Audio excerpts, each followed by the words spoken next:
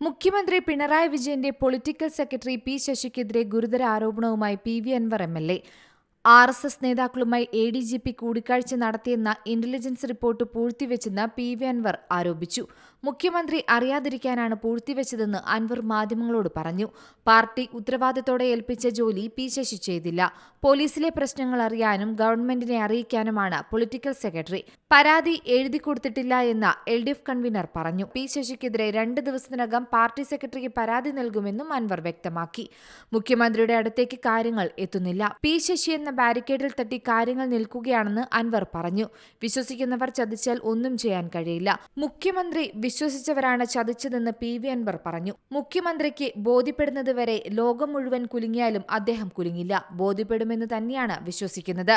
ഈ സർക്കാരിനെ പ്രതിസന്ധിയിലാക്കാൻ പോലീസിൽ നടത്തിയ ഗൂഢാലോചനയാണ് പറയുന്നതെന്ന് അൻവർ പറഞ്ഞു. പോലീസിലെ ആർ.എസ്.എസ് സംഘം സർക്കാരിനെ പ്രതിസന്ധിയിലാക്കുന്നുവെന്ന് അൻവർ ആരോപിച്ചു.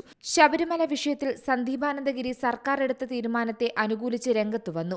അദ്ദേഹത്തിന്റെ ആശ്രമത്തിന് തീവെച്ചു. ആശ്രമം കത്തിച്ച കേസ് അന്വേഷണം നടത്തിയ അന്നത്തെ ഡിവൈഎസ്പി ബി.ജെ.പിയുടെ ബൂത്ത് ഏജന്റ് ആയിരുന്നുവെന്ന് അൻവർ ആരോപിച്ചു. ആശ്രമത്തിന് തീവെച്ച കേസ് അട്ടിമറിച്ചെന്നും അൻവർ പറയുന്നു.